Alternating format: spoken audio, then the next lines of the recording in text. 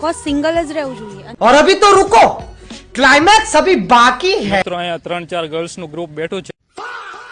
Excuse me, આપણે single રહેવું જોઈએ કે મિંગલ રહેવું જોઈએ? અમે તો સિંગલ છીએ, સો ડેફિનેટલી વી પ્રિફર બીઇંગ સિંગલ. ये बातें बताई नहीं जाती, नजर लग जाती है. Honestly, we have never been in a relationship, so yeah, being single is better.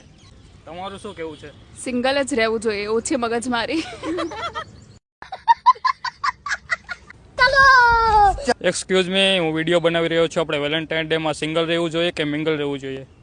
Of course single જ રહેવું જોઈએ અને ફ્રેન્ડ્સને બી સિંગલ જ રાખવા જોઈએ. હું તો રીઝન શું એનું?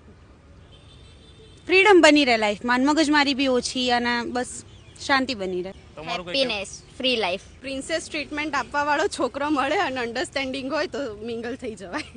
हाय हाय इतना सुकून. તમને તો ઘણા પ્રપોઝલ આવતા હશે આઈ થિંક. जिस राह पे तुम चल रहे हो बेटा, एक दिन बुरी तरह फंसोगे. તો બી સિંગલ જ રહેવું જોઈએ મારું તો કેવું છે. કારણ કે આને જે પ્રમાણે કીધું ને એવા છોકરાઓ હવે નહિવત પ્રમાણમાં છે, હોતા જ નથી ઓલમોસ્ટ. પોતે પ્રિન્સેસ ટ્રીટમેન્ટ લઈ લે છે આઈને, ભલે પ્રિન્સ આવે પોતે પ્રિન્સેસ ટ્રીટમેન્ટ માંગે છે સામેથી આવી.